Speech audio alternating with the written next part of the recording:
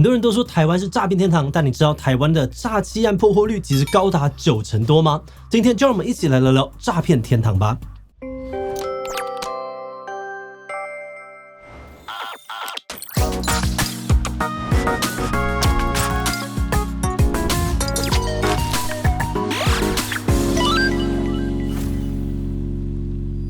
Hello， 大家好，我是志奇。很多人都说台湾是诈欺之岛啊，诈骗天堂。那根据调查，可能真的有这么一回事。有80%的台湾民众表示呢，经常或偶尔接到诈骗电话或简讯，而且只有6% 的人表示他们没有接过任何诈骗讯息。甚至有国际组织推估台湾因为诈骗所造成的财务损失，几乎占了 GDP 的 1%， 在全球已开发的国家当中排名第一。对于这种诈骗猖獗的情况呢，行政院也在5月9号通过了打诈新4法，希望能够借此整治诈骗集团。有人乐见其成，也有人觉得呢根本就没有用。他们批评165反诈骗专线已经设立了20年，前阵子政府还花大钱成立了所谓的打诈国家队，但是台湾的诈骗数量和金额却屡创新高。除了质疑政府越打越诈还有人批评诈欺案的破获率高达了90%，根本呢是公然造假。那到底为何台湾的诈骗集团如此猖獗？这个问题为什么会这么的难改善？超高的诈欺破获率又是怎么来的呢？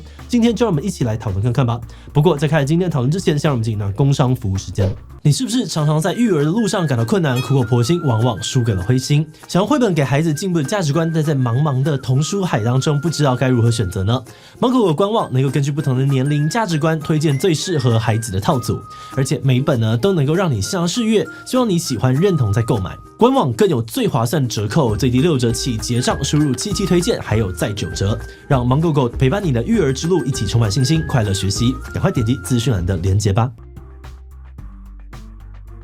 近几年，特别是最近3年台湾诈欺犯罪的金额还有件数都在不断的攀升。根据刑事警察局的资料呢，2020年时诈骗案件的数量有23000多件，涉及的金额呢有42.5亿元。但到了2023年不止案件暴增到了 1.5 倍，超过35000件，诈骗金额呢更直接飙升到了2倍，将近89亿元。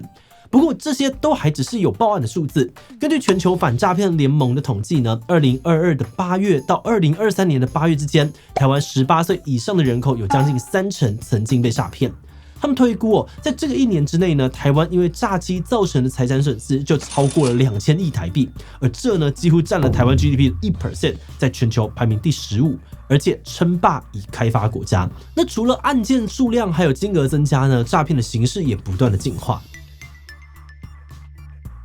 根据内政部的资料，2023年投资诈欺的件数呢，第一次超过了假网拍，成为了去年最常见的诈骗方式。而解除分期付款呢，则排名第3。假网拍解除分期付款都是网络购物衍生出来的诈骗手法，在过去相当盛行。假网拍呢，主要分为2种第一种呢，就是在拍卖网站或者脸书社团推出低于市价的商品，等到买家汇款，卖家就会立刻失联或是寄出图文不符的包裹。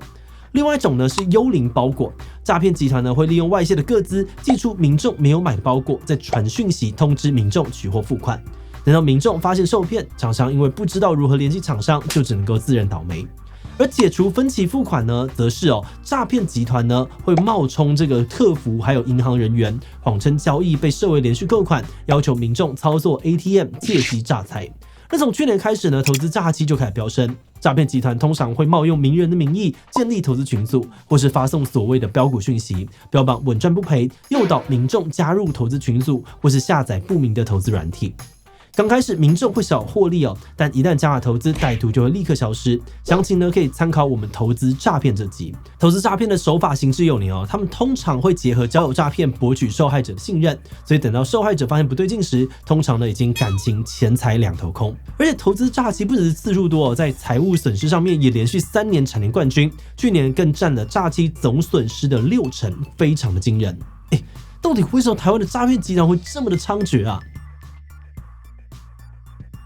要了解台湾的诈骗集团为何这么猖獗或许我们可以分成源头、查案跟判刑3个部分来看。首先在源头，中正大学的犯罪防治学系赖永廉教授认为，诈骗集团的分工非常的细致，每个环节里面的加害者通常不会直接面对到受害者，所以即使知道从事诈骗也很容易摆脱道德的谴责。像是机房的人员会认为自己只是打电话而已，钱又不是他收走的，而提款的车手呢会觉得自己只是去拿钱，获得的酬劳呢是抽成，不是受害者的钱。甚至呢是负责架设诈骗网站的工程师也说，这个工作内容就跟平常的接案没有什么两样，只是钱比较多而已。此外呢，天下杂志报道，诈骗集团正在利用高额的获利，有系统的吸收专业人员。像是投资诈骗涉及金额庞大，需要更高额的转账额度，他们就找来了银行行员，指导人头账户正确的回答问题，让额度呢从3万变成3000万。银行行员呢也因此在2个月内就赚了140万元。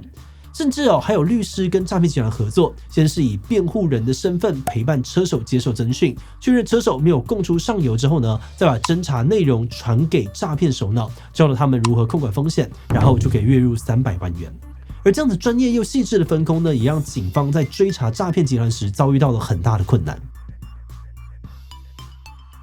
等等，刚刚不是说诈欺的破获率接近100%吗？为什么又说警方追查困难呢？刑事局打诈中心的执行秘书表示，因为诈欺属于一般案件，只要有犯嫌到案，甚至知道有移送到地检署，案子就算侦破，所以只要抓到一个车手就可以算是破案。所以他强调，即使个案侦破，警察还是会继续的追查上游的金主跟首脑。但也有资深的员警透露，为了要数字好看，避免被检讨，有些警察呢会玩文字游戏，只有破获的案件才会输入刑案记录表。那还有在查的，或是呢比较难破案的，就会继续的放着，破获率当然就这么高。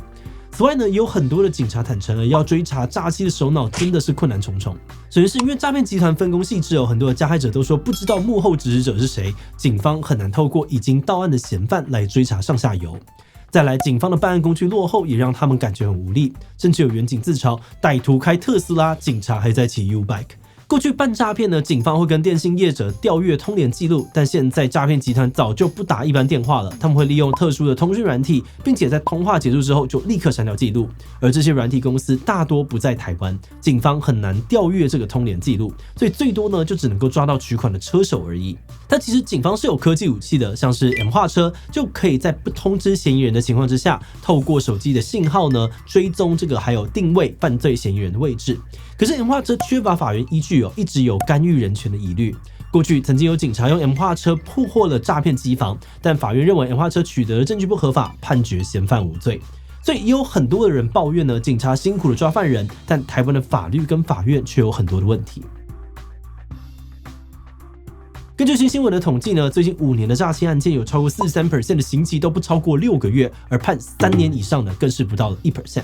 很多人都说，邻近的韩国跟中国诈骗集团的主谋呢，可以判到无期徒刑，而台湾不只是刑期轻，法官判得更轻。有检察官透露，现在有很多的黑道转型做诈骗，因为比起贩毒或是枪炮来说，更安全，利润更高，而且就算被抓到，只要关一阵子，很快就可以出来重操旧业。不过有些法官认为问题不在他们，而是检调机关都没有抓到真正的主嫌。目前送到法院的犯人呢，大多都是诈骗集团的末端，也就是负责去领钱领包裹的小咖。还有很多人是因为网恋或是求职被骗，才会提供人头账户给诈骗集团。再加上很多的嫌犯年纪很轻或是失业很久才会铤而走险，所以站在法官的立场很难判太重，同时也希望可以给他们机会改过自新。不过除了刚刚提到的3个方面针对台湾诈骗案节节攀升的现象，有政府官员提供了不同的解读。中委员罗秉成认为呢，去年的诈骗数量比前年增加了近30%，民众会觉得诈骗案节节攀升是很正常的。但他强调，这是因为政府加大了打诈的力道，逼出了诈骗集团黑数。如果没有这样子的团队合作，恐怕受害会更加的严重。而行政院也认为呢，去年的打诈行动纲领 1.5 已经有很多的具体成果。例如推动民众的识诈宣导，总触及人数达到3亿多人次，而建制国际来化拦阻跟警示机制，让加886的国际来化量减少超过90%。还有呢，建立这个游戏点数防诈锁卡平台，让游戏点数的诈骗案件减少了94%。5月9号，行政院又通过了打诈新4法，希望能够进一步的遏制诈骗集团。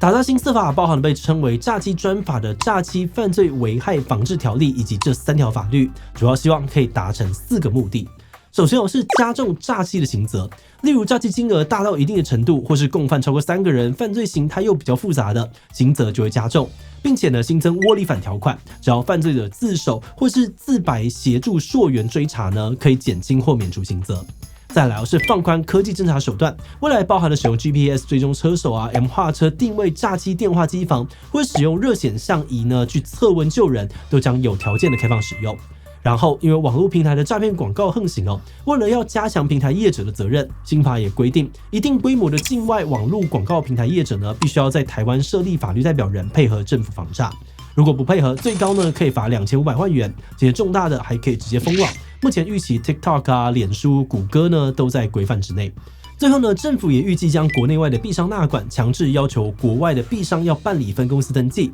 并且完成洗钱防治登录之后，才能够提供服务，加强控管金流。目前行政院呢已经将法案送到了立法院等待审议，但也出现了一些批评的声浪。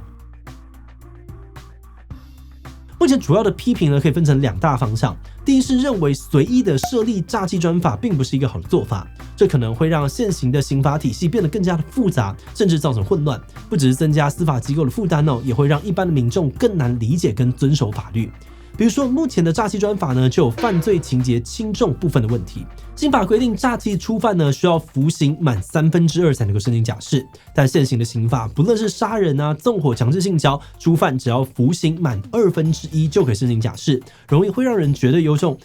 诈欺难道比杀人严重吗的疑问。再来是也有人批评法规定是定得很漂亮啦，能不能够执行就是一个大问题。这些人认为，过去政府整合各部会机关，成立所谓的打诈国家队，但负责第一线的刑事局打诈中心却指出，他们函送超过100家各自外泄的电商给7个相关的政府单位，结果却只有1成有行政检查，没有1件被裁罚。说不解受，他们的流程呢是先请电商平台改善，如果一直没有改善才会裁罚，但大部分的人呢还是认为政府的态度太过消极。所以很多人认为打诈新4法即使在立法院通过，可能也很难真的有什么成效。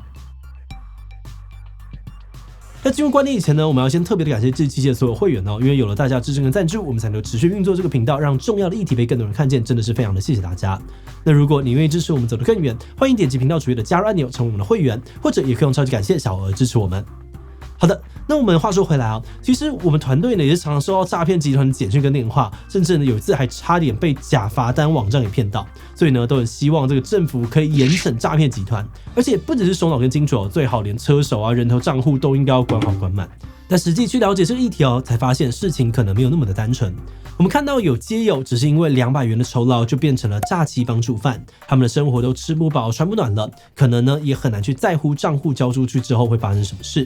有社工甚至认为，把卖账户的人关得更久呢，反而有害一般人的生活，因为诈骗集团找不到街友，可能就会转向其他的民众下手，给钱没有用，就可能会用抢的骗的方式，像是台版柬埔寨的求职诈骗就是例子之一。此外呢，我们在研究这个议题的时候，看到很多人都不约而同的提到台湾的各自外泄严重，才会造成诈骗的横行。就连台湾2300万笔的户役证资料呢，都在前年遭到了骇客外泄，实在是很夸张。所以我们认为除了加重刑责，这个议题或许还有很多可以施力的空间，像是对于街友提供经济协助，或是对于民众多宣导诈骗手法，甚至是政府、企业跟民众都可以再加强自安的意识，一起提高诈骗集团的犯案门槛。最后，我们看到有政府官员说，民众会觉得政府打诈越打越诈，是因为黑数都被逼出来了。老实说，我们自己好像有点难买单这个说法，因为看起来呢，官员的意思是诈骗案件没有变多，只是被摊在阳光下而已。但对于民众来说，大家不断的收到诈骗简讯，一再看到推陈出新的诈骗手法，还有层出不穷的诈骗劝世文实在是很难相信诈骗没有变多。而身为政府的官员，没有赶快解决诈骗猖獗的问题，反而回过头来跟民众说，你会有这种感觉呢？其实是因为我们的政策很成功，如果没有做会更严重。这样子把诈骗猖獗说成政策成功真的会很容易呢让大家觉得政府根本是在强词夺理，甚至是不愿意去检讨政策的问题。另外，其实早在2020年呢，科技侦查法就已经有草案，但3年多来一直没有通过。这期间呢，诈骗案件跟金额都大幅的攀升，而诈骗的形态也在改变，警察却还只能够用传统的方法抓诈骗。那这呢，也让很多人觉得政府对于诈骗宣战呢，好像也都只是说说的而已。当然啦，我们也能够理解要立法并不是一件很容易的事情，需要很多的协调跟共识，才能够让法规尽量的周延。以科技侦查法来说，要怎么样帮助警察抓到犯人，同时又避免侵犯人权的疑虑，这平衡确实很难抓。那无论如何，现在法案呢已经进入了立法院，我们希望大家能够一起关注法案的进度，督促立委审查，早日解决诈骗的问题。